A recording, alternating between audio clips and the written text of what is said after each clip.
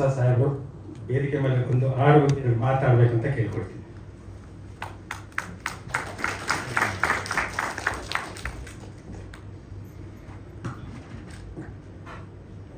ನೀ ಹೆಜ್ಜೆ ಇಟ್ಟ ಕಡೆಯೆಲ್ಲ ಗೆಜ್ಜೆ ನಾದ, ನಾಡ ಮಾತೆಲ್ಲ ಪಂಚಮ.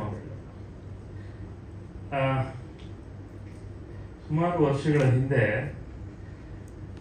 ನಮ್ಮ ಅಜಯ್ ರಾವ್ ಹೀರೋ ನನಗೆ, ಸರ್ ನಿಮ್ಮ ಭಾಳ ದೊಡ್ಡ ಫ್ಯಾನು, ನನ್ನ ಹೊಸ ಸಿನಿಮಾ ಡೈರೆಕ್ಟ್ರು, ಅವ್ರ ಹೆಜ್ಜೆ ಬನ್ನಿ ಸರ್ ರೂಮ್ ಹತ್ರ, ಅವರು ರೂಮ್ ಸ್ಕ್ರಿಪ್ಟ್ ಮಾಡ್ತಿದ್ರು, ಬನ್ನಿ ಅಂತ ಕರ್ಕೊಂಡು ಹೋದ್ರು. ಹೋಗಿದ್ದೆ, ನೋಡಿದೆ. ನಾಗರಾಜ್ ಅಂತ ಹುಡುಗ, ಆ ನಾಗರಾಜೇ ಋಷಿ. ಭಾಳ ವರ್ಷಗಳ ನಂತರ ಋಷಿ ಅಂತ ಮಾಡಿಕೊಟ್ರು. ಬಹುಶಃ ಋಷಿ ಅಂತ ಮಾಡಿಕೊಂಡ ಹೆಸರನ್ನ ಬದಲಾಯಿಸ್ಕೊಂಡ ನಂತರ ಬರ್ದಿದ್ದು ಅನ್ಸುತ್ತೆ ಒಳಿತು ಮಾಡುವ ಮನುಷ್ಯ. ಮುಂಚೆ ಸೊ ಬದಲಾದ ಮೇಲೆ ಏನೇನೋ ಬದಲಾಗುತ್ತೆ. ನಾನು ಬದಲಾದ್ರೆ ಬಹಳಷ್ಟು ಬದಲಾಗುತ್ತೆ ನನ್ನ ಸುತ್ತ ಇರುವಂಥದ್ದು ಅಂತ. ಸೊ ಈಗ ಋಷಿ ಬದಲಾಗಿದ್ದಾರೆ. ಬದಲಾದ ಋಷಿನ ನಾಗರಾಜ ಆಗಿದ್ದ ಋಷಿಯಾಗಿ ಬದಲಾಗಿ ಈಗ ನಾಯಕ ನಟನಾಗಿ ಮಾಡ್ತಾ ಇರುವಂಥದ್ದು. ನನಗೆ ವಿಶೇಷವಾಗಿ ಹೇಳಬೇಕಾದ ಏನಂತಂದ್ರೆ, ಒಬ್ಬ ವ್ಯಕ್ತಿ ಏನೆಲ್ಲ ಏಳು ಬೀಳುಗಳ ನಡುವೆ ಕೂಡ ಏನಾದರೂ ಮಾಡಲೇಬೇಕು ಅನ್ನುವ ಹಠ ಛಲ ಹೊತ್ತು ಸಿನಿಮಾದಲ್ಲಿ ಕೆಲಸ ಮಾಡ್ತಾ ಬಂದರೆ ಕ್ರಮೇಣ ಅದು ಸಿನಿಮಾ ಬಹಳಷ್ಟನ್ನು ಕೊಡ್ತಾ ಹೋಗುತ್ತೆ. ಹಾಗೆ ಸಿನಿಮಾವನ್ನು ಪ್ರೀತಿಸುವ ಯಾರಿಗೇ ಆದರೂ ಅಷ್ಟೇ ಸಿನಿಮಾ ಮತ್ತೆ ಅವರನ್ನು ಪ್ರೀತಿಸ್ತಾ ಹೋಗುತ್ತೆ. ಆ ನಿಟ್ಟಲ್ಲಿ ಋಷಿನ ನಾವು ಹಾಗೊಂದು ದೃಷ್ಟಾಂತ ಅಂತ ನೋಡ್ಬೋದು. ಸೊ ಈ ಸಿನಿಮಾಗೆ ಒಳ್ಳೆಯದಾಗಲಿ. ಈಗಾಗಲೇ ಭಾಳಷ್ಟು ಸೋಮಶೇಖರ್ ಅವರು, ಹರಿಕೃಷ್ಣ ಅವರು, ಮಂಜುನಾಥ್ ಸಾವಂತ್ ಅವರು, ಆಮೇಲೆ ಮುಖ್ಯವಾಗಿ ನಳ್ಳಿಕುಂಟೆ ಮಧು ಅವರು, ಹಾಗೆ ಲೋಕಿ ಬಾಯಿ ಎಲ್ಲ ಗೆಳೆಯರೆಲ್ಲ ಸೇರಿಕೊಂಡು ಒಂದು ಹೊಸ ಸಾಹಸಕ್ಕೆ ಹೊರಟಿದ್ದಾರೆ. ಒಬ್ಬರಲ್ಲ ಅಂತ 3-4 ಜನ ಹೀರೋಯಿನ್ಸ್ ಇದ್ದಾರೆ ಸಿನಿಮಾದಲ್ಲಿ.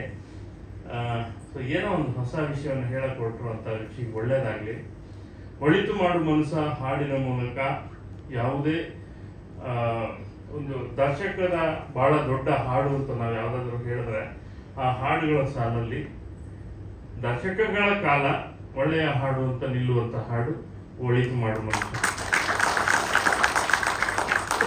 ಕೆಲವು ಸಲ ಹೊಟ್ಟೆ ಕಿಚ್ಚು ಬರುತ್ತೆ, ಏನಯ್ಯ ನಮ್ಗೆ ಬರೀ ಅವಕಾಶ ಸಿಗ್ಲಿಲ್ಲ ಇಂಥ ಹಾಡು ಅಂತ. ಹಾಗೆ ಅಷ್ಟು ಬಹಳ ಗಟ್ಟಿಯಾದಂಥ ಸಾಹಿತ್ಯವುಳ್ಳಂಥ ಹಾಡು. ತುಂಬ ಜನಕ್ಕೆ ಎಲ್ಲ ಕರ್ನಾಟಕದ ಪ್ರತಿಯೊಬ್ಬ ರಾಜಕಾರಣಿಯು, ಪ್ರತಿಯೊಬ್ಬ ಸರ್ಕಾರಿ ಉದ್ಯೋಗಿ ಅಥವಾ ಪ್ರತಿಯೊಬ್ಬ ಯಾವುದೇ ರಂಗದಲ್ಲಿರುವ ವ್ಯಕ್ತಿಗೆ ಗೊತ್ತಿರುವಂಥ ಹಾಡೋದು. ಆ ಹಾಡನ್ನ ಒಂದು ಟ್ರಂಪ್ ಕಾರ್ಡ್ ಆಗಿ ಇಟ್ಕೊಂಡು ಋಷಿ ಬೇರೆ ಬೇರೆ ಕೆಲಸ ಮಾಡ್ತಾನೆ ಬಂದಿದ್ದಾರೆ.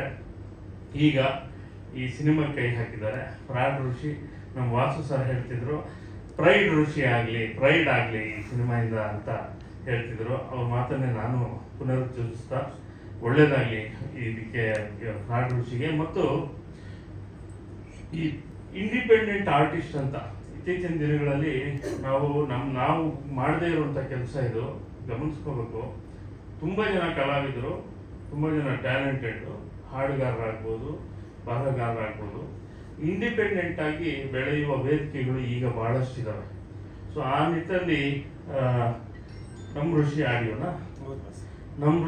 ಆಡಿಯೋ ಅಂತ ಆಡಿಯೋ ಲೇಬಲ್ ಮಾಡ್ಕೊಂಡಿರೋದು, ಅದ್ರ ಮೂಲಕ ತನಗೆ ತೋಚಿದ್ದನ್ನೆಲ್ಲ ಹಾಡು ಮಾಡ್ತಾ ಹೋಗುವಂಥದ್ದು ಒಂದು ಒಳ್ಳೆಯ ಪ್ಲಾಟ್ಫಾರ್ಮ್. ಅದನ್ನು ಹೆಚ್ಚು ಸದಭಿರುಚಿಯ ಹಾಡುಗಳ ಜೊತೆ ಕನ್ನಡ ಜನತೆಗೆ ನಮ್ಮ ಋಷಿ ಆಡಿಯೋ ಕೂಡ ದೊಡ್ಡದಾಗಿ ಬೆಳೀಲಿ ಅಂತ ಹಾರೈಸ್ತೀನಿ. ಈಗ ನಾನೊಂದು ಶೂಟಿಂಗಿಂದ ಓಡ್ ಬಂದಿದ್ದೀನಿ. ಈ ಗಂಡ ಮಿಷ ಎಲ್ಲ ತೆಗೆದುಬಿಟ್ಟು ಈಗ ಮತ್ತೆ ಓಡ್ ಹೋಗ್ಬೇಕು. ಹಾಗಾಗಿ ಕ್ಷಮೆ ಕೊಡ್ತಾ ಓಡ್ಬೇಕು. ಸರಿ ಸರಿ ಆಯ್ತು. ಮತ್ತೊಮ್ಮೆ ಇಡೀ ತಂಡಕ್ಕೆ ಶುಭವಾಗಲಿ ಅಂತ ಹಾರೈಸ್ತೀನಿ. ನಮಗೆ ನಮ್ಮ ಗುರುಗಳಿಗೆ ಸೂರ್ಯ ದಿ ಗ್ರೇಟ್ಗಿಂತ ಮುಂಚೆಯಿಂದನೇ ಪರಿಚಯ. ನಾವು ಧ್ರುವ ಅಂತ ಶೂಟಿಂಗಲ್ಲಿ ಬಾಸು ನಾವು ಪರಿಚಯ ಆಯಿತು. ಆ ಸಂದರ್ಭದಲ್ಲಿ ನಾನು ಫುಲ್ಲು ಕುಡ್ಕೊಂಡು ಆ ಟೈಮ್ ಪಾಸ್ಗೋಸ್ಕರ ಹೋಗ್ತಾ ಇದ್ದೆ. ಆ ಸಿನಿಮಾದ ನಿರ್ಮಾಪಕ ಶ್ರೀನಿವಾಸ ಮೂರ್ತಿ ಬಂದ್ಬಿಟ್ಟು ನಮ್ಮ ಚಿಕ್ಕ ವಯಸ್ಸಿಂದ ಸ್ನೇಹಿತರು, ಮೆಜೆಸ್ಟಿಕಲ್ಲಿ ಅವ್ರ ಆಫೀಸು ಅಮರ್ ಟವರ್ಸಲ್ಲಿ. ಅಲ್ಲಿ ನಡೀತಾ ಇರ್ಬೇಕಂದಾಗ ನಾನು ಎಲ್ಲರೂ ತಲೆ ತಿಂತಾ ಇದ್ದೆ. ಹೋಗಿ ಫುಲ್ಲು ನನಗೆ ಕೆಲಸ ಕಲಿಯೋಕೆ ಹೋಗ್ತಾ ಇರಲಿಲ್ಲ. ಅವಾಗ ದರ್ಶನ್ ಅವರು ನನಗೆ ಹೇಳ್ತಾ ಇದ್ರು ಯಾವಾಗಲೂ, ಗುರುಗಳ ಹತ್ರ ಹೋಗು, ಕೆಲಸ ಕಲಿತೀಯ, ನೀನು ಬರೀತೀಯ ಚೆನ್ನಾಗಿ, ಹೋಗು ಅಂತೆ. ನಾನು ಆಯಿತು ಅಂತ ಇದ್ದೆ, ಮುಕ್ತೆ ಕುಡಿತಾ ಇದ್ದೆ, ಮುಕ್ತೆ ಇದು ಮಾಡ್ತಾ ಇದ್ದೆ. ಅಲ್ಲಿ ನಿರ್ಮಾಪಕರು ಏನು ಮಾಡಿದ್ರು ಅಂತಂದ್ರೆ ನನಗೆ ಎಷ್ಟು ಮಾತಾಡಬೇಕೋ ಗೊತ್ತಿಲ್ಲ. ಆ ನಿರ್ಮಾಪಕರು ಮಗ ಇದು ನೀನು ಚೈನ್ ಒಂದು ಈ ಲೈನ್ ಈ ಥರ ನಾಗೇಂದ್ರ ಪ್ರಸಾದ್ ಅನ್ನೋರು ಬರೆದಿದ್ದಾರೆ, ನೋಡಿ ಟ್ರೈ ಮಾಡು ಅಂತ ಅಂದ್ಬಿಟ್ಟು, ಈ ಪ್ರೀತಿಲೇನೋ ಜಾದು ಇದೆ, ಸಾರಿ ಈ ಪ್ರೀತಿಲೇನೋ ಜಾದು ಇದೆ ಅನ್ನೋ ನನಗೆ ಅದು ಅವಾಗೆಲ್ಲ ವಾಕ್ಮ್ಯಾನ್ ಕೊಟ್ಬಿಟ್ಟು 15 ದಿವಸ ಟ್ರೈ ಮಾಡಿದೆ. 15 ದಿವಸದಲ್ಲಿ ಒಂದೇ ಒಂದು ಪದ ಕೂಡ ಅದನ್ನ ಅಲ್ಲಾಡ್ಸಕ್ಕಾಗಿಲ್ಲ. ಅದು ನಮ್ಮ ಗುರುಗಳ ಶಕ್ತಿ. ಅದೊಂದೇ ಅಂತ ಅಲ್ಲ, ಈ ಪ್ರೀತಿಯಲ್ಲಿ ಏನೋ ಜಾದು ಇದೆ, ಅದಕ್ಕೆ ಆಲ್ಟರ್ನೇಟ್ ಒಳ್ಳೆ ಇಲ್ಲ ಅನ್ಕೊಂಡೆ. ಅದಾದ ನಂತರ ಅವರು ಹಾಡುಗಳು ಸುಮಾರು ಹಾಡುಗಳು ಕೇಳಿದ್ದೀನಿ. ಇವಾಗ ಜನರಲ್ ಆಗಿ ಬ್ರಹ್ಮ ವಿಷ್ಣು ಶಿವ ಎದೆ ಹಾಲು ಕುಡಿದರು, ಇನ್ನೇ ನನ್ನ ದೈವ ಅಂತ ಕೈಯ ಮುಗಿದರು ಅಂತಂದಾಗ ಆ ತಾಯಿಗೆ ಎಕ್ಸ್ಟ್ರೀಮ್ ಇನ್ನೇನು ಹೇಳೋಕೆ ಸಾಧ್ಯ ಇಲ್ಲ. ಜಗತ್ತಿನ ಸೃಷ್ಟಿಸಿದ ಬ್ರಹ್ಮನೇ ನಿನ್ನ ಕೈ ಮುಗಿತಾರೆ ಅಂದ್ರೆ ಅದು ಅಲ್ಟಿಮೇಟ್, ಅದಕ್ಕೆ ಆಲ್ಟರ್ನೇಟ್ ವರ್ಲ್ಡ್ ಏನು ಇಲ್ಲ ಆ ಥರ. ಆಮೇಲೆ ಇದು ಕಣ್ಣು ಸಲಿಗೆಯಲ್ಲಿ ಇರೋದಂತೂ 4 ವೇದ, ಪ್ರೀತಿ ತಾನೇ ಪಂಚಮ ವೇದ, ಆ ಥರ ಆ ಅವಕಾಶ ಸಿಕ್ತು. ಆಮೇಲೆ ಅವ್ರ ಮೇಲೆ ನಮಗೆ ಕೆಲವು ವ್ಯಕ್ತಿಗಳ ಮೇಲೆ ವಿಶೇಷ ಗೌರವ, ವಿಶೇಷ ಪ್ರೀತಿ ಬರುತ್ತೆ. ಅದಕ್ಕೆ ಕಾರಣ ಅದಕ್ಕೆ ಹುಡ್ಕೊಂಡೋದು ಸಿಗೋದಿಲ್ಲ. ಅವ್ರು ಏನೋ ನಮಗೆ ಇವರಾಗಿರ್ಬೋದು, ಕೆಲವು ವ್ಯಕ್ತಿಗಳಿದ್ದಾರೆ, ದರ್ಶನ್ ಅವರಾಗಿರ್ಬೋದು, ನಮ್ಗೆ ಅವ್ರ ಮೇಲೆ ವಿಶೇಷ ಗೌರವ, ವಿಶೇಷ ಪ್ರೀತಿ. ಅವ್ರ ಒಂದು ಮಾತು ಬೈದ್ರು, ಒಂದೇ ಹೊಡೆದ್ರು ನಮ್ಗೆ ಏನು ಬೇಜಾರಾಗಲ್ಲ, ಅಷ್ಟು ಪ್ರೀತಿ ನಮಗೆ ನಮ್ಮ ಗುರುಗಳ ಮೇಲೆ ಇದೆ. ಇವ್ರ ಬಗ್ಗೆ ನಾನು ಒಂದೇ ಒಂದು ಮಾತು ಹೇಳ್ತೀನಿ. ಅವ್ರೇನೋ ಹೇಳಿದ್ರು ನಮಗೇನೋ ಇದು ನಾನು ಹಾಡು ಚೆನ್ನಾಗಿ ಬರ್ದಿದ್ದೀನಿ, ಅದಕ್ಕೇನೋ ಅಂತ ಅಂತ.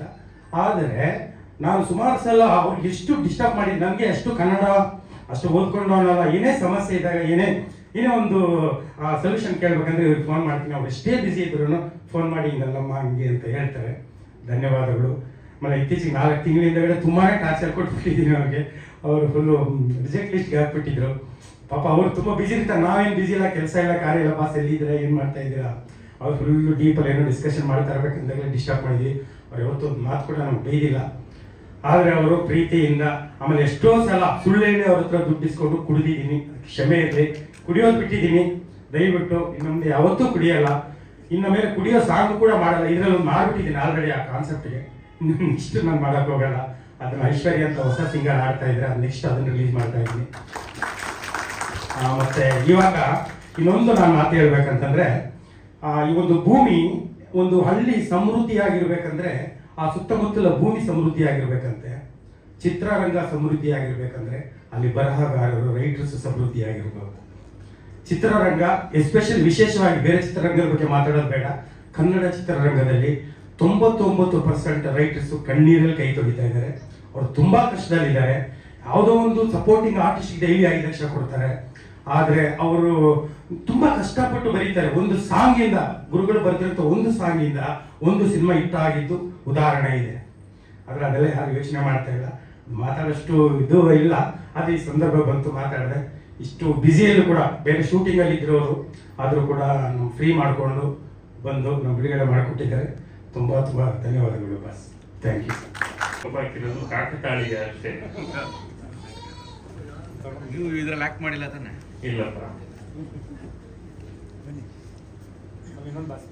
ಈ 4 ಜನ ಹೀರೋಯಿನ್ಗಳಿದ್ದಾರೆ. ಫಸ್ಟ್ ಹೀರೋಯಿನ್ ಸ್ವಾತಿ ಅವರು ಸೆಲೆಕ್ಟ್ ಆಗಿದ್ದು. ಈ 3 ಜನದ ಇನ್ನೂ ಡಿಸೈನ್ ಮಾಡಿದ ಕ್ಯಾರೆಕ್ಟರ್. ಫಸ್ಟ್ ಸಾಂಗ್ ರಿಲೀಸ್ ಮಾಡಿ ಆಮೇಲೆ ಪ್ಲಾನ್ ಮಾಡೋಣ ಅಂತ ನಾವು ಇದು ಮಾಡಿದ್ವಿ. 4 ಜನಕ್ಕೂ ಈಕ್ವಲ್ ಕ್ಯಾರೆಕ್ಟರ್ ಇರುತ್ತೆ, ಈಕ್ವಲ್ ಒಂದು ಇಂಪಾರ್ಟೆನ್ಸ್ ಇರುತ್ತೆ. ದಯವಿಟ್ಟು ಎಲ್ಲರೂ ಬಂದ್ಬಿಡಿ, ಬೇಗ 4 ಜನ ಬಂದ್ಬಿಡಿ. ಹಾಡಿರೋದು ರಾಜೇಶ್ ಕಿಶೋರ್. ಸರ್ ಒಂದು ಸ್ಟೆಪ್ ಇದೆ ಸರ್. ಬನ್ನಿ ಬನ್ನಿ ನಿರ್ಮಾಪಕರೇ ಬನ್ನಿ ನರಸಿಂಹಮೂರ್ತಿ ಅವರೇ, ಅರುಣ್ ಕುಮಾರ್, ರಾಮ್ ರಹೀಮ್ ಚಿತ್ರದ ಹೀರೋ ಶಂಕರ್, ದಯವಿಟ್ಟು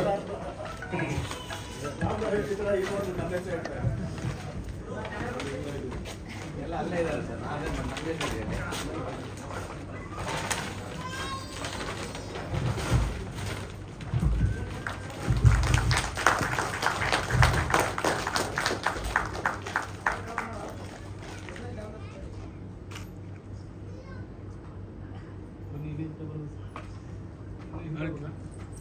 ತಗೊಳ್ಳಿ.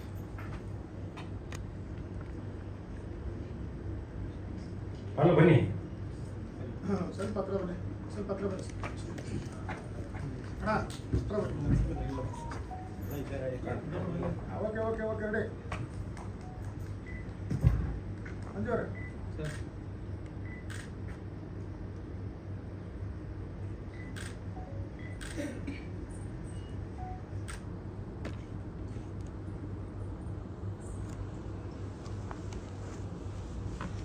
ಸ್ವಲ್ಪ ಹತ್ರ ಅಣ್ಣ, ಯಾರು ಓವರ್ಲ್ಯಾಪ್ ಹಾಕಿದ್ದೀನಿ ಹಿಂದೆ. ಇಲ್ಲಿ ಬನ್ನಿ, ಈ ಕಡೆ ಬನ್ನಿ. ಹಾಂ, ಅಲ್ಲೇ ರೆಡಿ. ಋಷಿಯಣ್ಣ ಇದು ಫೋಟೋಲ್ಲಿ ಇನ್ನೂ ಹತ್ರ ರೆಡಿ ಸರ್. ಇಲ್ಲಿ ನೋಡಿ ಸರ್, ಋಷಿ ಸರ್, ಇಲ್ಲಿ ನೋಡಿ ಸರ್, ಇಲ್ಲಿ ಸರ್ ಅಲ್ಲಿ ಸ್ವಲ್ಪ ಹತ್ರ ಬನ್ನಿ.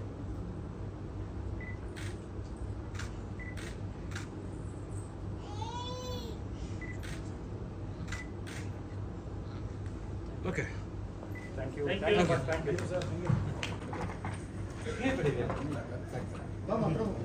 ಮೇಡಮ್ ನೀವು ಮಾತಾಡಿ ನೀವು ಮಾತಾಡಿ.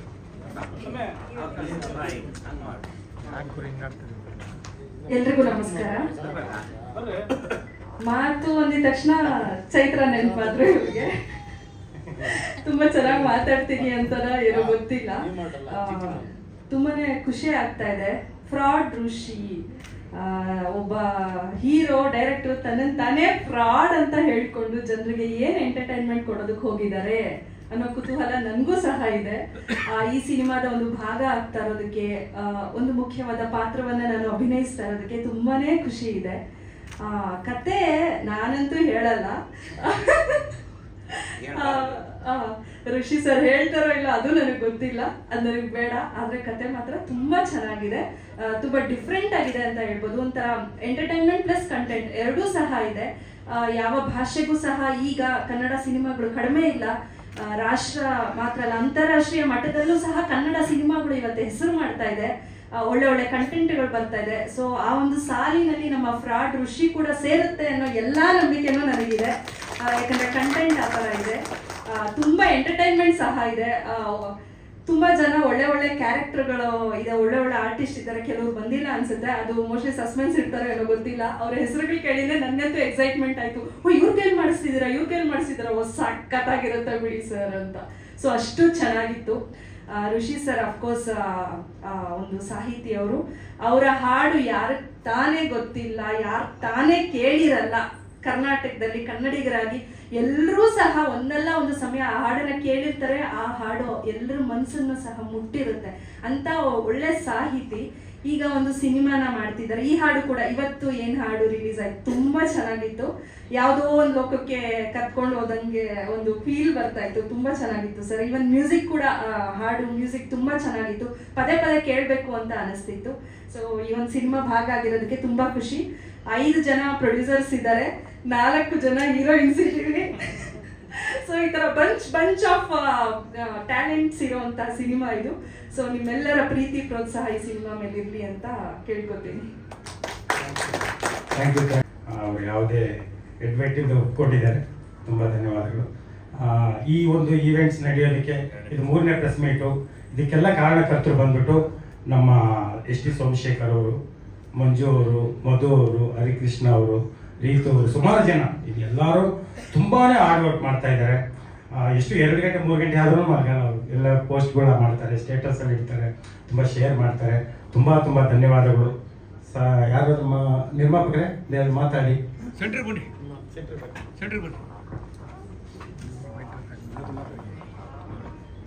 ಎಲ್ಲ ಮಾಧ್ಯಮ ಮಿತ್ರರಿಗೆ ನಮಸ್ಕಾರ. ಹೋದ್ಸಲಿ ನಾನು ಆಲ್ರೆಡಿ ಮಾತಾಡಿದ್ದೀನಿ, ಇನ್ನೇನು ಮಾತಾಡೋದಿದೆ. ಕಂಟೆಂಟ್ ಚೆನ್ನಾಗಿದೆ ಸರ್.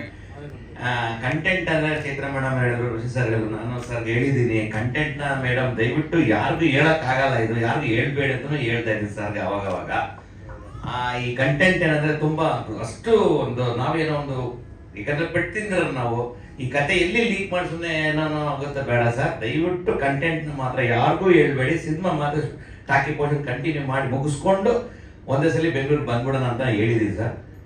ಹೆಚ್ಚಿಗೆ ಮಾತಾಡಕ್ಕೆ ಏನೇನಿಲ್ಲ. ಎಲ್ಲ ನಮ್ಮ ಸಾರು, ಆಮೇಲೆ ನಮ್ಮ 4 ಜನ ನಮ್ಮ ಏನಿದ್ವು ಅವರು, ಈ 4 ಜನ ಹೀರೋಯಿನ್ಗಳು, ಎಲ್ಲ ಒಂದು ಬಂಚ್ ಅಂತೀವಲ್ಲ, ಆ ಬಂಚಲ್ಲಿ ಯಾವುದೇ ಒಡಕ್ ಬರ್ದಂಗೆ ಇದೊಂದು ಚಿತ್ರ ಮುಗಿಸ್ಕೊಂಡು ಆಚೆ ಬರ್ಬೇಕನ್ನೋದೇ ನನ್ನ ಕನಸು. ತುಂಬಾ ದಿವಸದಿಂದ ಇತ್ತು, ಅದು ಈಗ ಈಡೇರ್ತಿದೆ. ಎಲ್ಲರಿಗೂ ನನ್ನ ಧನ್ಯವಾದಗಳು, ನಮಸ್ತೆ. ನಾನು ಇಲ್ಲಿ ಮಾತು ಮುಗಿಸ್ತಾ ಇದ್ದೀನಿ. ಅಲ್ವಾ, ಶೂಟಿಂಗ್ ಈ ತಿಂಗಳು 20ರಿಂದ. ಇಲ್ಲ, ಒಂದೇ ಸ್ಟೆಚ್ ಮಾಡಲ್ಲ. ಇದು ಆಕ್ಚುಲಿ ಏನ್ ಗೊತ್ತಾ ಸರ್, ಜನವರಿಗೆ ರಿಲೀಸ್ ಅಂತ ಪ್ಲಾನ್ ಮಾಡ್ಕೊಂಡಿದ್ದೀವಿ.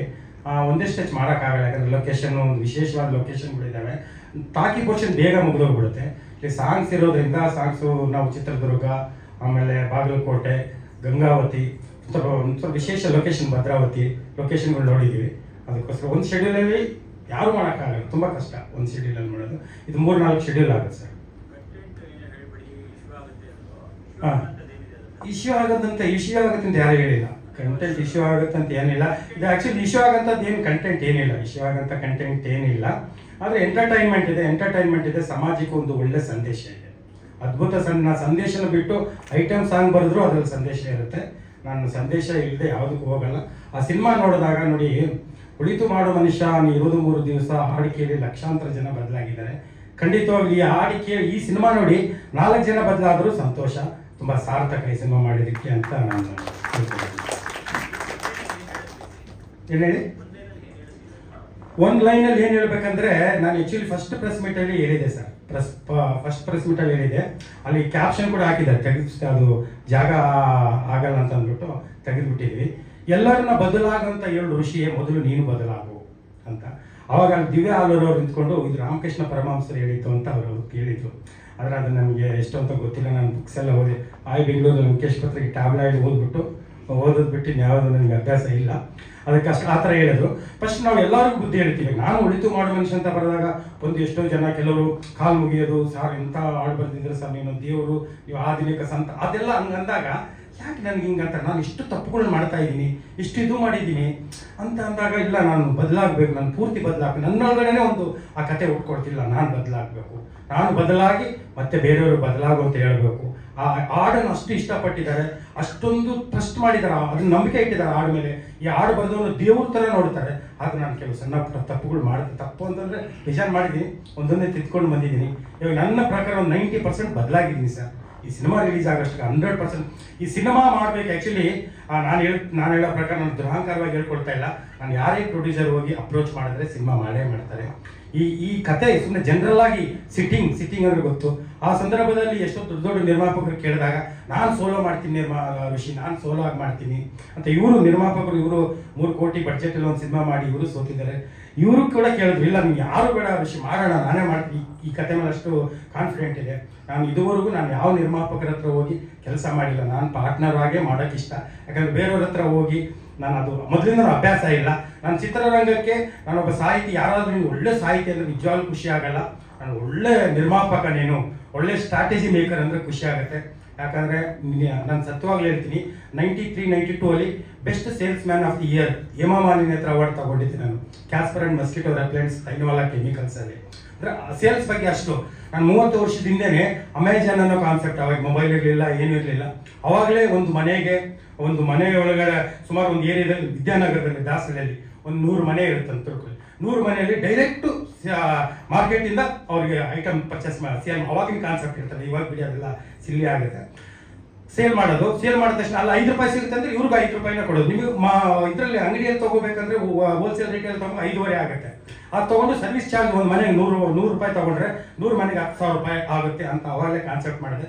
ಏನೋ ಒಂದು ಲೋವಲ್ ಬಿಟ್ಬಿಟ್ಟು ಅದು ಆಗಲಿಲ್ಲ. ಇಲ್ಲಾಂದ್ರೆ ಅಮೆಜಾನ್ ಥರ ಇವಾಗಲೂ ಇದಾಗ್ತಾ ಇತ್ತು. ಆ ಥರ ಏನು ಆಗಲಿಲ್ಲ. ಮಾರ್ಕೆಟಿಂಗ್ ಸ್ಟ್ರಾಟಜಿ ಮಾಡಲೇಬೇಕು ಸರ್. ಸಿನಿಮಾ ಅಂತಂದರೆ ಮಾರ್ಕೆಟಿಂಗ್ ಸ್ಟ್ರಾಟಜಿ ಇರಲೇಬೇಕು.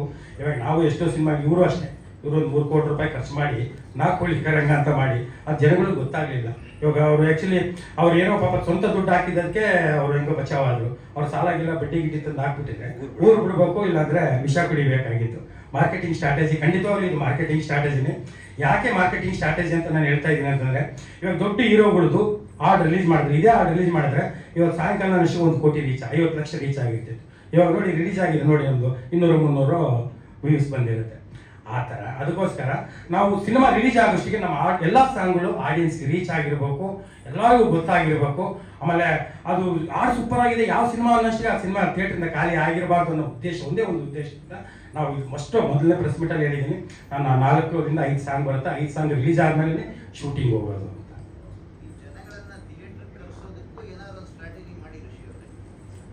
ಸಿನಿಮಾ ಚೆನ್ನಾಗಿರ್ಬೇಕು, ಹಾಡುಗಳು ಚೆನ್ನಾಗಿರ್ಬೇಕು, ಮೌತ್ ಪಬ್ಲಿಸಿಟಿ ಆಗಬೇಕು. ನೀವು ಎಷ್ಟೇ ನೀವು ಒಂದು 100 ಕೋಟಿ ಮಾಡಿ, ಒಂದು 10 ಕೋಟಿ ನೀವು ಪಬ್ಲಿಸಿಟಿ ಖರ್ಚು ಮಾಡಿ, ಫಸ್ಟ್ ಡೇ ಮಾರ್ನಿಂಗ್ ಶೋ ಚೆನ್ನಾಗಿಲ್ಲ ಅಂದರೆ ಆ ಸಿನಿಮಾಕ್ಕೆ 10 ಜನನೂ ಇರಲ್ಲ.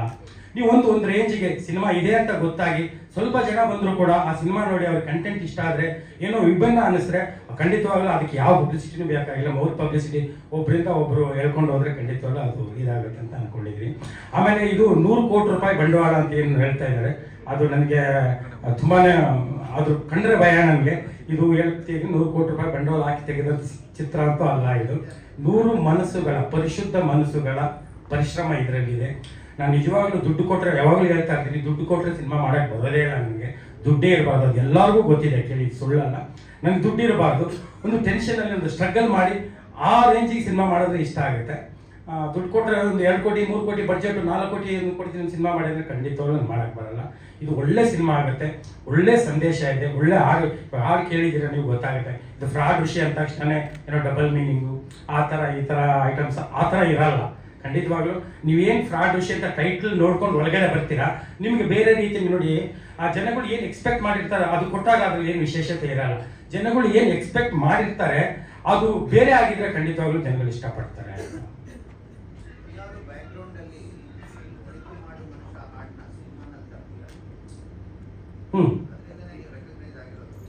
ಒಂದು ನಿಮಿಷ ಹೇಳ್ತೀನಿ. ಖಂಡಿತವಾಗಿ ಇದು ಒಳ್ಳೆ ಪ್ರಶ್ನೆ ಸರ್. ಅದು ಬೇಸ್ ಆಗಿರುತ್ತೆ, ತುಂಬ ವೆರಿ ಗುಡ್ ಕ್ವಶನ್. ನಾನು ಇಲ್ಲೇ ರಿವೀಲ್ ಮಾಡಬಾರ್ದು ಅಂದ್ಕೊಂಡಿದ್ದೆ. ಖಂಡಿತವಾಗ್ಲೂ ಅದು ಬೇಸ್ ಇರುತ್ತೆ, ಒಳಿತು ಮಾಡೋ ಮನುಷ್ಯ ಬೇಸ್ ಇರುತ್ತೆ. ಅದನ್ನ ಬಿಟ್ಟು ಇನ್ನು ಎಲ್ಲರೂ ಹೇಳ್ತಾರೆ ಅದು ಎಕ್ಸ್ಟ್ರೀಮ್ ಲೆವೆಲ್ ಅಂತ. ಆ ಲೆವೆಲ್ ಬಿಟ್ಟು ನಾವು ಇನ್ನೇನು ಬೇರೆ ಮಾಡಿದ್ರು ಕೂಡ ಅದಕ್ಕೆ ಕಂಪೇರ್ ಮಾಡ್ತಾರೆ. ಖಂಡಿತವಾಗ್ಲೂ ಅದ್ರ ಛಾಯೆ ಇದರಲ್ಲಿ ಇರುತ್ತೆ sir. Makeup budget high budget ಆಗ್ಬಿಡ್ತದ ಅಂತ. ಯಾರು ಮೇಕಪ್? ಎಲ್ಲರಿಗ ಆಕ್ಚುಲಿ ಅದು ಇದು ಆಕ್ಚುಲಿ ಇಲ್ಲಿ ಮೇಕಪ್ ಬಂದ್ರೆ ಕವರ್ ಮಾಡೋದು ಕ್ಯಾಮ್ರಾ. ಮೇಕಪ್ ಇದ್ರೆ ಸಿನಿಮಾದಲ್ಲಿ ನೀವು ಮೇಕಪ್ ಇರಲ್ಲ, ಬೇರೆ ಥರನೇ ಇರುತ್ತೆ ಸಿನಿಮಾದಲ್ಲಿ ಖಂಡಿತವಾಗ್ಲು.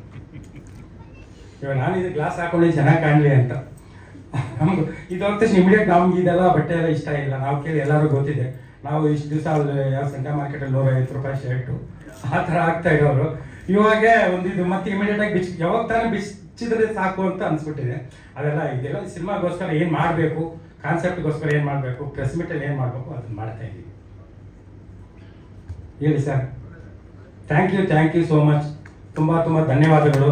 ಖಂಡಿತವಾಗ್ಲೂ ಒಂದು ಒಳ್ಳೆ ಸಿನಿಮಾ ಕೊಡ್ತೀವಿ ಎಲ್ಲ ಟೀಮೆಲ್ಲ ಸೇರಿಕೊಂಡು. ಎಲ್ರಿಗೂ ನಮಸ್ಕಾರ. ನನ್ನ ಹೆಸರು ಸ್ವಾತಿ. ಫ್ರಾಡ್ ವಿಷಯ ಅನ್ನೋ ಚಿತ್ರದಲ್ಲಿ ನನ್ನ ಮೇಲೆ ನಂಬಿಕೆ ಇಟ್ಟು ಋಷಿ ಸರ್ ಅವಕಾಶ ಕೊಟ್ಟಿದ್ದಾರೆ. ನನ್ನ ಪಾತ್ರ ಸ್ವಪ್ನ ಅನ್ನೋ ಪಾತ್ರ ತುಂಬ ಚೆನ್ನಾಗಿದೆ. ಕತೆ ನನಗೆ ಪೂರ್ತಿ ಹೇಳಿಲ್ಲ ಸರ್, ನಂಬಿಕೆ ಇಟ್ಟು ಕೊಟ್ಟಿದ್ದಾರೆ. ಅವ್ರ ಮೇಲೂ ನಂಬಿಕೆ ಇಟ್ಟು ಮಾಡ್ತಿದ್ದೀನಿ. ಸಾಂಗು ತುಂಬ ಅದ್ಭುತವಾಗಿ ಬಂದಿದೆ. ಒಳ್ಳೆಯದಾಗಲಿ ಅಂತ ಎಲ್ಲರೂ ಕೇಳ್ಕೊಂತೀನಿ. ತುಂಬಾ ವಿಶೇಷವಾದ ಕ್ಯಾರೆಕ್ಟರ್ ಇದ್ರೆ ಪ್ಲೇ ಮಾಡ್ತಾರೆ. ಸಿನಿಮಾಕ್ಕೆ ಒಂದು ಹೊಸ ಏನಾದ್ರು ಅದು ತುಂಬಾ ಕಲರೇ ಚೇಂಜ್ ಮಾಡ್ತಾರೆ. 2 ಮಾತು ಸ್ಟೋರಿ ಹೇಳ್ಬೇಡಿ, 2 ಮಾತಾಡಿ. ಎಲ್ರಿಗೂ ನಮಸ್ಕಾರ. ನನ್ನ ಹೆಸರು ರಾಜೇಶ್ವರಿ. ಎಲ್ರಿಗೂ ಗೊತ್ತಿರೋ ಹಾಗೆ ನನ್ನ ತಂದೆ ಎಸ್ ಟಿ ಸೋಮಶೇಖರ್ ಪ್ರೊಡ್ಯೂಸರ್ ಅವರು. ಗೊತ್ತಿಲ್ಲ ಏನು ಮಾತಾಡಬೇಕು ಅಂತ, ತುಂಬ ಗ್ಯಾಪ್ ಆಯಿತು ನನಗೂ ಮೀಡಿಯಾಗೂ. ಸೊ ರಿಷಿ ಸರ್ ಜೊತೆ ಕೆಲಸ ಮಾಡೋಕ್ಕೆ ತುಂಬ ಖುಷಿ ಆಗುತ್ತೆ. ಯಾಕಂದರೆ ಅವ್ರಿಗೂ ಸಿಂಗರ್ ಅಂತ ಹೇಳಬೇಕಾ, ಆ್ಯಕ್ಟರ್ ಅಂತ ಹೇಳಬೇಕಾ, ಡೈರೆಕ್ಟರ್ ಅಂತ ಹೇಳಬೇಕಾ, ಏನು ಹೇಳಬೇಕು ಅಂತಲೇ ಗೊತ್ತಾಗಲ್ಲ ಅವ್ರಿಗೆ. ಅವರೊಟ್ಟಿಗೆ ಕೆಲಸ ಮಾಡೋದು ಅಂದರೆ ತುಂಬಾ ಖುಷಿ ಆಗುತ್ತೆ. ಅವ್ರನ್ನ ಡೈರೆಕ್ಟ್ರಾಗಿ ನೋಡಿದ್ದೀನಿ ರಾಮ್ ರಹೀಮಲ್ಲಿ, ಅದರಲ್ಲೂ ಕೂಡ ನನಗೆ ಒಂದು ಚಾನ್ಸ್ ಕೊಟ್ಟಿದ್ದಾರೆ. ಇವಾಗ ಅವ್ರ ಜೊತೆಗೆ ಹೀರೋಯಿನ್ ಆಗಿ ಮಾಡಿದ್ದೀನಿ. ಸೊ ಈಗ ಅವರೊಟ್ಟಿಗೆ ಜೊತೆಗೆ ಆ್ಯಕ್ಟ್ ಮಾಡಬೇಕಂದ್ರೆ ಸ್ವಲ್ಪ ನರ್ವಸ್ ಆಗ್ತದೆ, ಎಲ್ಲಿ ನನಗಿಂತ ಚೆನ್ನಾಗಿ ಮಾಡಿಬಿಡ್ತಾರೋ ಅಂತ. ಸೊ ತುಂಬ ಖುಷಿ ಇದೆ, ಮತ್ತು ತುಂಬ ಕುತೂಹಲ ಇದೆ ಯಾವ ಥರ ಇರುತ್ತೆ ಸ್ಟೋರಿ, ಯಾವ ಥರ ಕ್ಯಾರೆಕ್ಟರ್ ನನಗೆ ಕೊಡ್ತಾರೆ ಅಂತ. ಹೀರೋನಂತ ಅಷ್ಟೇ ಗೊತ್ತು, ಲೈಕ್ ರೋಲ್ ಯಾವ ಥರ ಪ್ಲೇ ಮಾಡಬೇಕು ಅಂತ ಏನೂ ಹೇಳಿಲ್ಲ. ಫುಲ್ ಸಸ್ಪೆನ್ಸಾಗಿ ನಡೀತಾ ಇದೆ ಎಲ್ಲನೂ, ಯಾರೊಬ್ರಿಗೂ ಲೀಕ್ ಮಾಡ್ತಾ ಇಲ್ಲ. ಸೊ ಕಾದ್ ನೋಡಬೇಕು ಹೇಗಿರುತ್ತೆ ಅಂತೆಲ್ಲ. Thank you. ರಾಮ್ ಅಂತೆಲ್ಲ ಜೂನಿಯರ್ ಚೈತ್ರ ರಾಮ್ ಅಂತಾನೆ ಫೇಮಸ್ ಆಗಿದ್ದಾರೆ ಅವರು. ಈ ಆಕ್ಚುಲಿ ರಚಿತಾ ಜೂನಿಯರ್ ರಚಿತಾರಾಮ್ ಅಂತ ಚೈತ್ರ ಅಂತ. ಅವ್ರು ಫಸ್ಟು ಪ್ರೆಸ್ ಮೀಟಿಗೆ ಸೆಕೆಂಡ್ ಪ್ರೆಸ್ ಮೀಟಿಗೆ ಬಂದಾಗ ಏನಿಲ್ಲ ಅಂದರೆ ಒಂದು 30-40 ಲಕ್ಷಕ್ಕೆ ಫ್ರಾಡ್ ಋಷಿ ಟೈಟಲ್ ರೀಚ್ ಆಗಿದೆ. ಅವರು ಕೆಲವರು ಡಿಜಿಟಲ್ ಮೀಡಿಯಾದವರು ಒಂದು ಶೂಟ್ ಮಾಡಿ ಫ್ರಾಡ್ ಋಷಿ ಚಿತ್ರದ ನಾಯಕಿ ಅಂತ ಆಲ್ರೆಡಿ ಇವರಿಂದನೂ ನಮಗೆ ನಮ್ಮ ಸಿನಿಮಾಗೆ ಕಾಂಟ್ರಿಬ್ಯೂಷನ್ ತುಂಬ ಇದೆ. ಧನ್ಯವಾದಗಳು. 2 ಮಾತು ಸಿನಿಮಾ ಬಗ್ಗೆ ಆಡಬೇಕು ಅಂತ ಕೇಳ್ಕೊಡ್ತೀನಿ. ಎಲ್ರಿಗೂ ನಮಸ್ಕಾರ, ಗುಡ್ ಈವ್ನಿಂಗ್. ನಾನು ಚೈತ್ರಾರಾಮ್ ಅಂತ. ಆ್ಯಕ್ಚುಲಿ ಸರ್ಗೆ ಒಳಿತು ಮಾಡೋ ಮನುಷ್ಯ ಸಾಂಗ್ ಇದೆಯಲ್ಲ, ಅದಕ್ಕೆ ನಾನು ತುಂಬ ಫ್ಯಾನ್ ಆಗಿದ್ದೆ. Before audio launch next day before day ನಾನು ಸೆಲೆಕ್ಟ್ ಆಗಿದ್ದು. ಸ್ಟೋರಿ ಕೇಳಿ ತುಂಬ ಚೆನ್ನಾಗಿದೆ. ಕ್ಲೈಮ್ಯಾಕ್ಸ್ ಮಾತ್ರ ಅಲ್ಟಿಮೇಟ್ ಆಗಿದೆ. ಕ್ಲೈಮ್ಯಾಕ್ಸ್ ಕೇಳ್ಬಿಟ್ಟು ಸಿನಿಮಾ ಒಪ್ಕೊಳ್ಳೋ ಥರ ಮನ್ಸು ಬಂತು. ಎಲ್ಲರೂ ಸಪೋರ್ಟ್ ಮಾಡಿ ನನಗೆ, ನಮ್ಮ ಟೀಮ್ಗೆ ಎಲ್ಲರೂ ಸಪೋರ್ಟ್ ಮಾಡಿ. ನಿಮ್ಮ ಸಪೋರ್ಟ್ ಇದೆ, ನಾವು ಚೆನ್ನಾಗಿ ಬೆಳಿಬೋದು ಅನ್ಸುತ್ತೆ. Thank you so much. ಏನಂತ ಡಿಫ್ರೆಂಟ್ ಕ್ಲೈಮ್ಯಾಕ್ಸು ಸರ್ ನೋಡ್ಬೇಕು ಸರ್, ನೀವು ಅದೇ ಕ್ಯೂರಿಯಾಸಿಟಿಯಿಂದ ಕಾದು ನೋಡಬೇಕು. ಒಂದು ನಿಮಿಷ, ನಮ್ಮ ಸ್ನೇಹಿತರು ಹಳೆ ನರಸಿಂಹಮೂರ್ತಿ. ಎಲ್ಲ ಮಾಧ್ಯಮ ಮಿತ್ರಗಳಿಗೆ ವಂದಿಸುತ್ತಾ, ಮುಂದಿರೋ ಪ್ರೇಕ್ಷಕರಿಗೆಲ್ಲ ವಂದಿಸುತ್ತಾ, ನಮ್ಮ ಋಷಿ ಅಣ್ಣ ಅವರ ಮೊದಲು ನನಗೆ ಪರಿಚಯ ಆದಾಗ ಅವ್ರ ಮೇಲಿಂದ ಮೇಲ್ಗವರು ವೈಟ್ ಆ್ಯಂಡ್ ವೈಟ್ ಇದ್ರು. ಎಲ್ಲಿ ಪರಿಚಯ ಆಗಿದೆ? ಇವಾಗ ಬ್ಲ್ಯಾಕ್ ಆ್ಯಂಡ್ ಬ್ಲ್ಯಾಕ್ ಆಗಿದ್ದಾರೆ. ಮತ್ತು ಇನ್ನೊಂದು ಇವ್ರ ವಿಚಾರದಲ್ಲಿ ಹೇಳಬೇಕು ಅಂದರೆ, ಪ್ರತಿಯೊಂದು ನಾನು ಕಂಡಾಗೆ 4-5 ಗಣೇಶನ ಫಂಕ್ಷನ್ಗೆ ಹೋದೆ. ಎಲ್ಲ ಫಂಕ್ಷನ್ನಲ್ಲೂ ಸಾವಿರಾರು ಜನ ಸೇರಿರೋಂಥಲ್ಲಿ ಹಿಂದ್ಗಡೆ ಬ್ಯಾಕ್ಗ್ರೌಂಡ್ ಹಾಕ್ಕೊಂಡು ಇವ್ರದ್ದೇನು ಆ ಕಸಾಯದು ಅದು ಇದು ಬ್ಯಾಕ್ಗ್ರೌಂಡು ಒಳಿತು ಮಾಡೋ ಮನುಷ್ಯ ಆ ಪಿಕ್ಚರ್ ಸಾಂಗ್ಸ್ ಹಾಕೊಂಡು ಪ್ರತಿಯೊಂದು ಪಿಕ್ಚರ್ ಈ ರಸಸಂಜೆ ಕಾರ್ಯಕ್ರಮದಲ್ಲಿ ಹಳ್ಳಿ ಕಡೆಯಲ್ಲೆಲ್ಲ ಫುಲ್ ಒಳಿತು ಮಾಡೋ ಮನುಷ್ಯ ಪೂರ ಹೆಸರಾಗಿದೆ. ನಾನು 4-5 ಫಂಕ್ಷನ್ಗೆ ಹೋಗಿದ್ದೆ. ಬ್ಯಾಕ್ಗ್ರೌಂಡ್ ಅಲ್ಲಿ ಒಳಿತು ಮಾಡೋ ಮನುಷ್ಯ ಹಾಕೊಂಡು ಪೂರ ರಸಸಂಜೆ ಕಾರ್ಯಕ್ರಮದಲ್ಲಿ ಅವರು ಆರ್ಕೆಸ್ಟ್ರಾರ್ ಆಡ್ತಾರೆ. ಆಡ್ಲಿಲ್ಲ ಅಂದ್ರೆ ಜನಗಳು ಒತ್ತಾಯದ ಮೇರೆಗಾದ್ರೂ ಈ ಹಾಡನ್ನ ಆಡಿಸ್ತಾರೆ. ಅದರಲ್ಲಿ ಸುಮಾರು ಜನ ಬದಲಾವಣೆ ಆಗ್ತಾರೆ. ಹಿರೀಕರು ತಂದೆ ಎಲ್ಲ ಮೌನವಾಗಿದ್ದು ಬಿಡ್ತಾರೆ ಆ ಹಾಡು ಕೇಳ್ಕೊಂಡು. ನಾನು ಆ ಥರ ನೋಡ್ಕೊಂಡು ಬಂದಿದ್ದೀನಿ. ಈ ಹಾಡಿಗೆ ತಕ್ಕನಾಗಿ ಋಷಿ ಪಿಕ್ಚರ್ ಮಾಡಿದಾರೆ ಯೂಟ್ಯೂಬಲ್ಲೆಲ್ಲ ನೋಡ್ಕೊಂಡು ಅದಿನ್ ಹೆಂಗಿರಬಹುದು ಅಂತ ಹೇಳಿ ಎಲ್ಲರೂ ಆತುರವಾಗಿ ಕಾಯ್ತಾ ಇದ್ದಾರೆ. ಬೇಗ ಫ್ರಾಡ್ ಋಷಿ ಪಿಕ್ಚರ್ ಬಂದು ಸಕ್ಸಸ್ ಆಗಲಿ ಅಂತ ಹೇಳಿ ತಮ್ಮಲ್ಲಿ ಧನ್ಯವಾದಗಳು. ಗುರು ಇದು ಪಾಲುದಾರರೆ ಎಲ್ಲರಿಗೂ ಒಳ್ಳೇದಾಗಲಿ ಅಂತ ಕೇಳ್ಕೊಳ್ತಾ ಇಷ್ಟೊತ್ತು ನಮ್ಮ ಮಾತುಗಳನ್ನ ಸಹಿಸ್ಕೊಂಡಿದ್ದಕ್ಕೆ ತುಂಬ ಧನ್ಯವಾದ. Thank you very much.